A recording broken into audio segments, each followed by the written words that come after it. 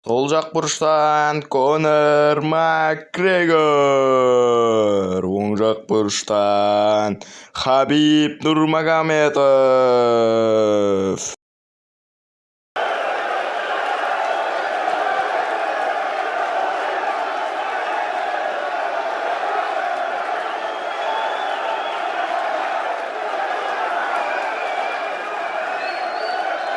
Міне, Хабиб те келді. Қазір Конормен өте қызықтың бәрі енді басталатын болады. Арнамыздан алыстамаймыз. Өйтіп дегенше Конор мырзамыз да келген болатын. Қазір Хабибпен ақтық шайқас.